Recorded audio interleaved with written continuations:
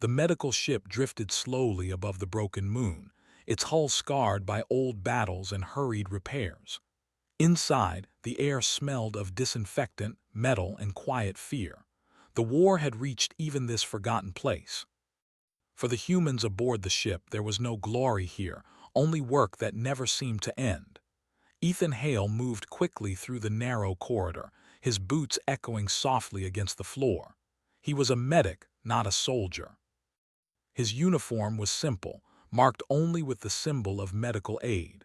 He carried a portable scanner in one hand and a small medical kit in the other. His face showed exhaustion, but his eyes stayed sharp.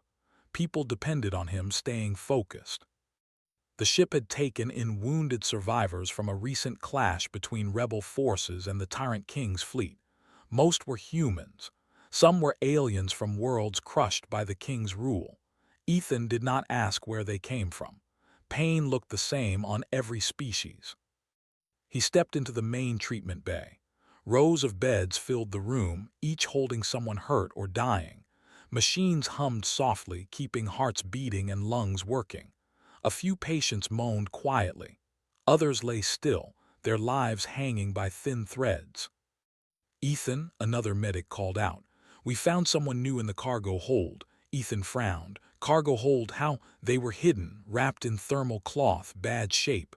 Ethan nodded once. "I'm coming." He followed the medic toward the back of the ship. The cargo hold was dim, lit only by emergency lights. On the floor lay a figure much taller than a human, covered in dark blue blood. The body armor was cracked and burned. The face was partially hidden, but Ethan could see smooth, pale skin and sharp features that marked her as a highborn alien. "She's not human," the other medic said carefully. "I can see that," Ethan replied. "She might be enemy." Ethan knelt beside the injured alien without hesitation. He activated his scanner, moving it slowly over her body. The device beeped and displayed data in quick lines. Internal bleeding, fractured ribs, severe energy burns along her side. She was alive, but barely. "She'll die if we don't treat her," Ethan said. The other medic shifted uneasily. "If command finds out—" "I know," Ethan interrupted. His voice stayed calm but firm. "Bring a stretcher, now." The alien stirred weakly, a low sound escaping her throat. Her eyes opened just a little, glowing faintly silver in the dim light. She looked at Ethan with confusion, then fear. Ethan met her gaze and spoke slowly, clearly. "You're safe. I'm a medic. I'm going to help you." He did not know if she understood his words. Still, he kept his tone gentle. They moved her into a private medical room. Ethan worked carefully, sealing wounds, stabilizing organs, and administering universal pain suppressants. Sweat ran down his forehead as he focused on the delicate work. One wrong move could kill her. Hours passed before her condition stabilized. Ethan finally stepped back, letting out a slow breath. His hands shook slightly from exhaustion. He leaned against the wall and closed his eyes for a moment. Then the ship's internal alert sounded softly in his ear. "Unidentified patient confirmed," the ship system said. "Cross-referencing database." Ethan's eyes opened. "Identity match found," the system continued. "High-probability subject is royal bloodline, daughter of the Tyrant King." The words hit him like a physical blow. Ethan stared at the alien woman lying unconscious on the bed. The Tyrant King, the ruler whose fleets burned cities and erased entire species. His name was spoken in whispers across the galaxy, and this was his daughter. Ethan swallowed hard. He could call command. He could report it and be done with it. The ship might even be spared if they handed her over. That was the logical choice, the safe choice. Instead, Ethan checked her vitals again. "She's my patient," he murmured. News traveled fast on a ship. By the next cycle, the crew knew something was wrong. Whispers followed Ethan through the halls. Eyes lingered on him longer than usual. Some looked afraid. Others looked angry. Captain Reyes finally called him in. The captain's office was small and functional. Reyes sat behind her desk, arms crossed, her expression tight. Tell me it's not true, she said. Ethan stood straight. It's true. You know what she is. Yes. You know what will happen if the king finds out she's here. Yes. Reyes rubbed her face. Then why is she still alive? Ethan did not hesitate. Because she was dying and I'm a medic. Reyes stared at him for a long moment. That answer may get us all killed. Maybe, Ethan said quietly. But if we let her die when we could save her, then we're already lost. Silence filled the room. Finally, Reyes exhaled slowly.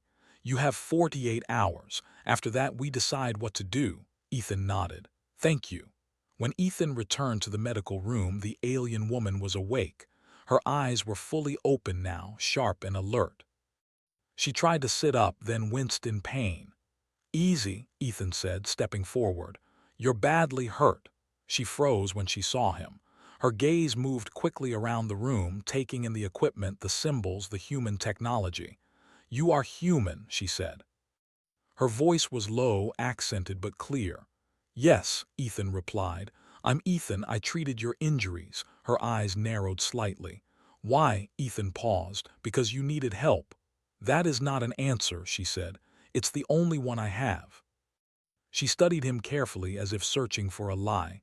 Do you know who I am? Yes. A flicker of surprise crossed her face. And you still helped me. Yes. She looked away, her expression unreadable. You are foolish. Ethan smiled faintly. I've been told that before. She was silent for a long time, then she spoke again. My father would have let you die. I know. Then why are you different? Ethan thought about that. About Earth. About why humans kept sending medics into war zones where they did not belong. Because if we stop caring, he said slowly, then there's nothing left worth saving. She looked back at him, something shifting in her eyes. Not trust, not yet, but confusion, and maybe something else. My name is Liara, she said at last. I should not be alive. Ethan nodded. But you are. Liara's gaze softened just a little. You have changed many things by saving me, human medic. Ethan felt a chill run through him. I didn't mean to change anything. Liara's lips curved into a faint, sad smile. None of us ever do. Outside the medical room, far beyond the broken moon, unseen sensors activated. A signal pulsed through the darkness, racing toward the heart of the Tyrant King's empire. The hunt had begun. Liara's recovery was slow but steady. Each cycle, Ethan checked her vitals, adjusted treatments, and stayed nearby longer than he needed to. He told himself it was professional caution, nothing more. Still, he could not ignore the strange tension that filled the medical room whenever she was awake. She watched everything. Her silver eyes followed the movement of machines, studied the walls, the ceiling, the smallest details of the ship. She asked few questions, but when she did, they were sharp and direct. How many are wounded? She asked one cycle while Ethan changed a stabilizer patch along her side. Too many, Ethan replied, more than we have beds for, and you still help all of them. Yes, even those who fight against you, Ethan met her gaze, especially those. Liara was silent after that. Her long fingers rested on the bed, claws retracted, hands still weak. In her world, mercy was a tool used only when it gained power. Here, it seemed to be something else. Outside the medical room, the ship felt heavier with each passing hour. Crew members spoke in hushed voices. Patrol sensors showed unusual movement at the edge of the system. Long-range scanners picked up faint signals, too distant to identify but strong enough to worry the captain. Captain Reyes called another meeting. This time more officers were present. Fear sat openly on their faces. The Tyrant King's fleet is searching this sector, the navigator said. Not openly, quiet probes, hunter signals. Reyes looked at Ethan. They're looking for her. Ethan nodded. I know. If they find us, one officer said, they won't ask questions. We don't have the firepower to fight them, another added. Silence followed. Finally, Reyes spoke. We need options. All eyes turned to Ethan. He felt the weight of it. She's still too weak to move safely, he said. If we eject her or force her into a shuttle, she'll die. And if we keep her, Reyes said, we might all die. Ethan took a slow breath. Give me more time. Reyes hesitated. Then she nodded. One more cycle. That's all I can give you. When Ethan returned to the medical room, Liara sensed the change immediately. They are afraid, she said. Yes. Of me? Yes. Liara's lips tightened. Then they are wise, Ethan frowned. You didn't ask for this. No, Liara said quietly. But my existence creates it. She shifted, clearly uncomfortable. Ethan moved closer, adjusting the support field around her ribs. You should rest, he said. Tell me something, human medic, Liara said. If I had been your enemy openly, if I had commanded ships that destroyed your worlds, would you still have saved me? Ethan did not answer right away. He thought of burning cities he had seen through screens, refugees screaming, children pulled from rubble. Yes, he said finally. I would have. Liara studied his face. Then humans truly are different or truly foolish. Sometimes both, Ethan said. That earned a quiet sound from her, almost a laugh. Later, when the ship entered a low-power drift to avoid detection, Liara asked to see the wounded bay. Ethan hesitated. You're not strong enough. I need to see, she insisted. If I am to die for being here, I will at least understand why you choose this path. After careful thought, Ethan agreed. They moved her slowly through the corridor supported by a floating medical frame. Crew members froze when they saw her. Some reached instinctively for weapons. Others turned away. Liara noticed everything. In the main treatment bay, rows of wounded filled the space. Humans. Aliens, rebels, civilians, all treated the same. Liara's breathing slowed as she watched. A human nurse knelt beside a reptilian alien, gently cleaning a burn wound. A soldier with one arm missing whispered thanks to a medic who stayed with him. No one asked names. No one asked sides. They would save my father, Liara said softly. Ethan nodded. Yes. Her jaw tightened. They should not. Why? Because he would kill them without thought. Ethan looked at her. We know. Then why do you still choose this?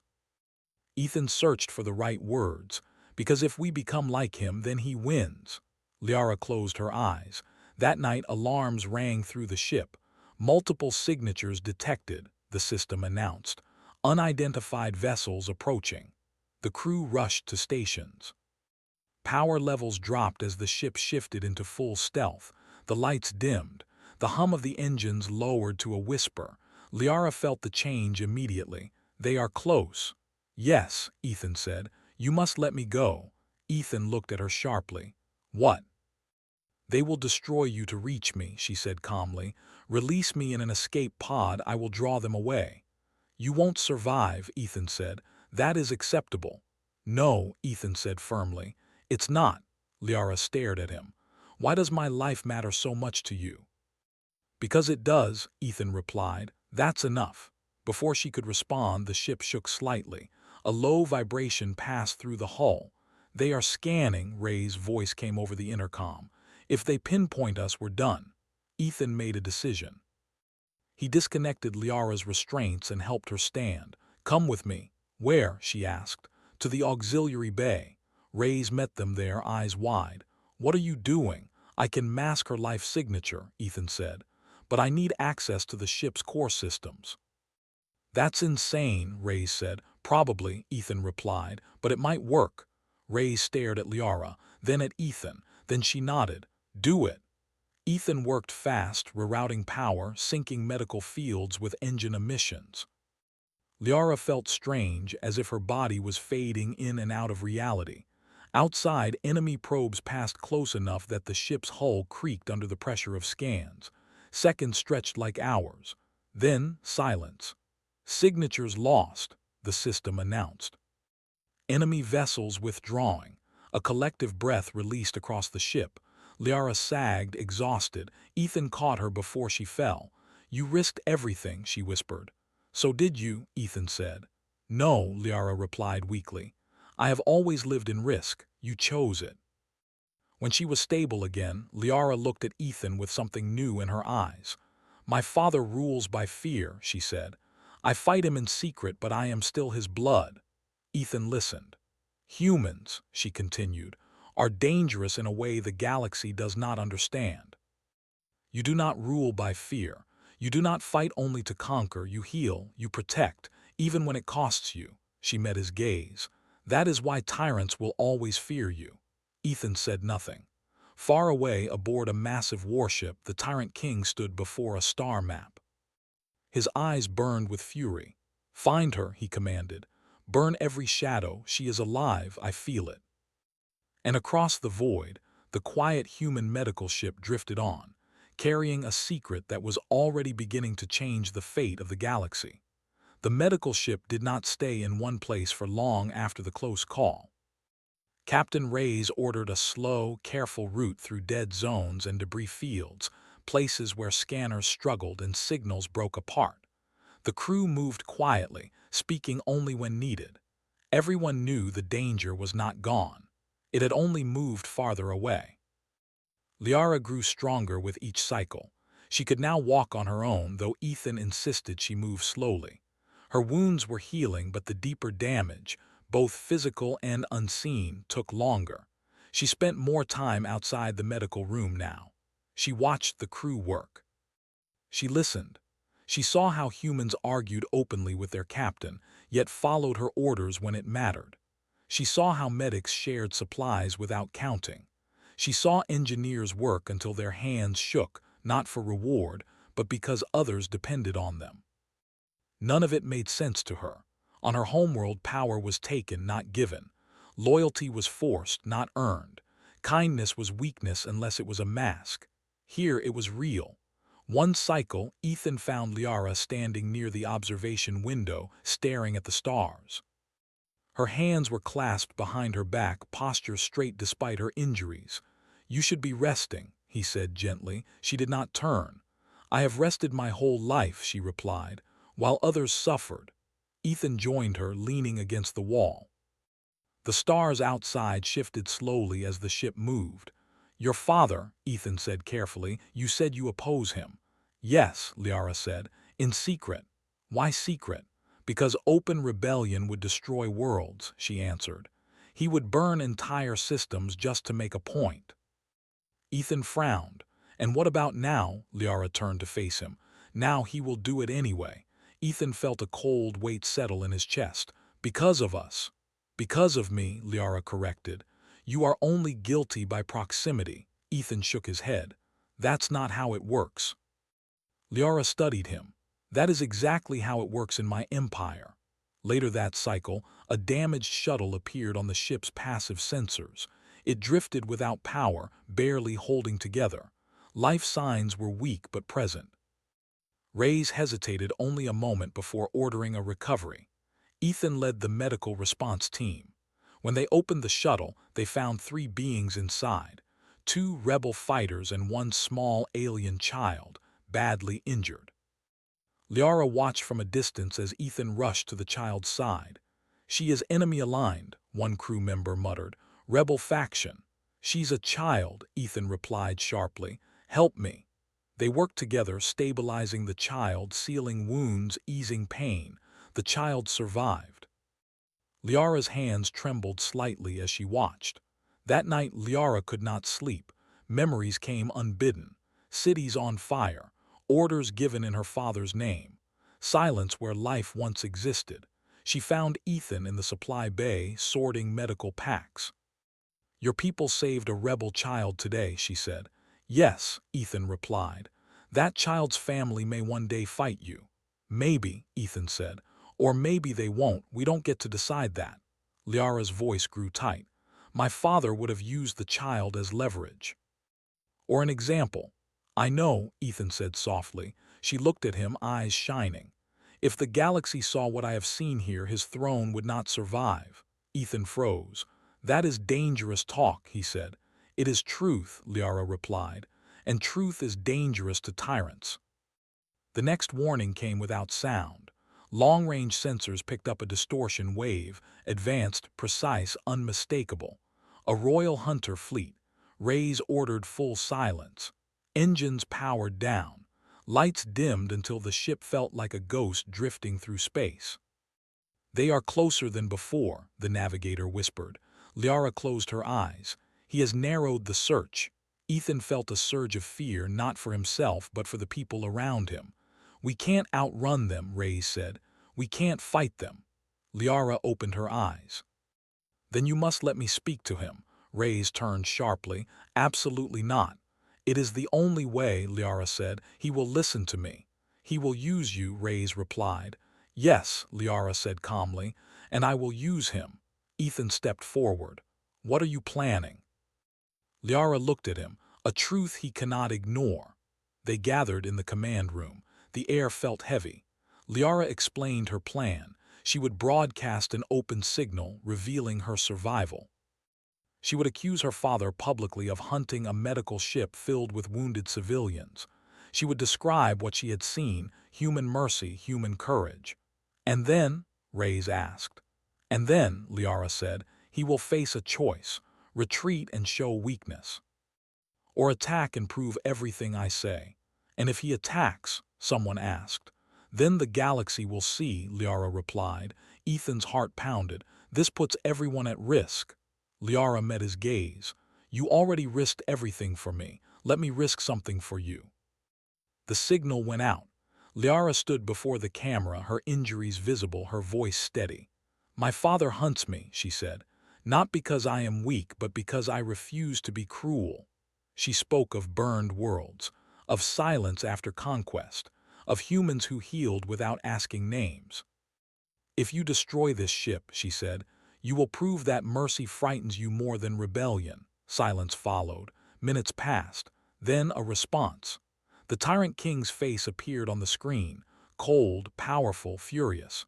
You shame your blood, he said. Liara did not flinch. You shame existence. The fleet paused. Sensors lit up as signals spread across nearby systems. Observers, traders, neutrals. The galaxy was watching. The Tyrant King's jaw tightened. His eyes flicked to the data pouring in. Retreat would show weakness. Attack would ignite outrage. Finally, he spoke. Withdraw, he ordered his fleet. The signal cut. A breath released across the ship. They had survived. But Ethan knew something else had happened. This was no longer just about escape. Liara leaned against the wall, exhausted. Ethan rushed to her side. You did it, he said. No, she replied weakly. We did.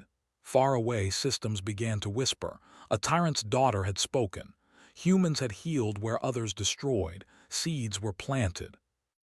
And seeds, Ethan knew, could grow into revolutions. The days after the broadcast felt unreal. The medical ship moved again, slow and careful, but the fear that once pressed on every breath had changed. It was no longer only fear. It was expectation. Messages began arriving through hidden channels. Some were cautious, some were desperate, some were full of disbelief. They're asking if it's true, the communications officer said quietly. About the humans, about the medical ship. Captain Reyes looked at Ethan. What do I tell them? Ethan thought for a moment. Tell them the truth, so they did. They told stories of medics shielding patients during bombardments, of food shared when supplies ran low, of wounded enemies treated with the same care as friends. No speeches, no threats. Just facts. The messages multiplied. Liara watched it all from the observation deck. Her injuries were nearly healed now, though Ethan still insisted on regular checks. She moved with more confidence, her posture no longer guarded, her eyes no longer distant. You have started something, Ethan said one cycle as he adjusted a final medical scan. Liara met his gaze. So have you. I didn't mean to, Ethan replied. She smiled slightly. Neither did I. The Tyrant King did not remain silent for long. His fleets did not attack, but they moved. Borders tightened, trade routes closed. Worlds that had long suffered quietly now found themselves watched more closely than ever. Fear returned, but it was different. It was mixed with hope. One night, alarms sounded again. This time the alert was internal. Unauthorized boarding signal detected, the system announced. The crew rushed to stations. Weapons were raised. Ethan's heart pounded. A small shuttle docked with the ship. Its markings were old, neutral. The airlock cycled. Out stepped a delegation of aliens from 3 different species, all from worlds under the Tyrant King's rule. They did not bow. They did not threaten. They asked for help. "They are watching us," one delegate said. "If we rebel openly, we will be destroyed." Liara stepped forward. "Then don't rebel openly." They looked at her in shock.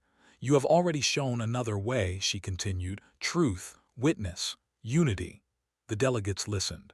Plans were formed not of fleets and weapons but of information, of coordinated broadcasts, of shared evidence, of medical ships sent where they were least expected. Humans were asked to help. Ethan struggled with it. "We're medics," he said to Reyes. "Not revolutionaries." Reyes nodded. "But sometimes saving lives means changing the system that keeps hurting them." Ethan thought of the child from the shuttle, of the wounded in the bay, of Liara bleeding and alone. He agreed. The medical ship became something more, not a weapon but a symbol. It traveled openly now, broadcasting its position, daring the Tyrant King to strike it down in full view of the galaxy. He did not. Instead, more ships joined them, medical vessels, supply carriers, neutral observers. The galaxy watched. Liara stood before another broadcast, but this time she was not alone. Humans stood beside her. Aliens from many worlds stood with her. "My father taught that fear keeps order," she said. "Humans taught me that care builds loyalty." Across the Empire, soldiers hesitated. Officers questioned orders. Systems delayed cooperation. The Tyrant King's power began to fracture, but tyrants do not fall quietly. The counterattack came suddenly. A world near the core systems, heavily populated, poorly defended, was targeted. The message was clear: submit or suffer. The medical fleet rushed toward the system. Ethan worked without rest, preparing for mass casualties. He did not think about danger. He did not think about politics. He thought about people. The battle did not come as expected. As the Tyrant King's fleet approached the planet, ships turned away. One by one, crews refused orders. Command chains broke. Liara watched the tactical feed, her hands clenched. "He is losing control," she whispered. Then a single transmission cut through the noise. The Tyrant King himself. "This ends now," he said. "Return to me, daughter, or watch them burn." Liara closed her eyes. Ethan stepped closer. "You don't have to answer." "Yes," she said softly. "I do." She faced the camera. "I will not return," Liara said. "I will not rule through fear. I will not stand beside cruelty." The Tyrant King's face twisted with rage. "You are nothing without me." Liara's voice did not shake. "I am everything you tried to destroy." The transmission ended. Seconds passed. Then silence. No attack came. Instead, the Tyrant King's flagship powered down. Across the Empire, systems declared independence. Fleets stood down. The war, long and brutal, ended not with a final strike, but with refusal. Weeks later, the medical ship docked at a neutral station filled with representatives from countless worlds. Liara was offered a throne. She refused. "I will help rebuild," she said, "but I will not rule alone." Ethan was offered honors, titles, wealth. He refused too. "I just want a bigger medical bay," he said simply. The room laughed softly with relief. As the galaxy began to heal, the story spread. Not of a great battle, not of a powerful weapon, but of a human medic who treated an enemy without hesitation. Of a daughter who learned mercy from those she was taught to hate. Of a truth that proved stronger than fear. Ethan returned to his work, moving through rows of patients, his hands steady, his heart full. Liara walked beside him, no longer a hunted princess, but a bridge between worlds. The galaxy would remember many things about this time, but most of all it would remember this, that humanity did not conquer the stars. Humanity healed them.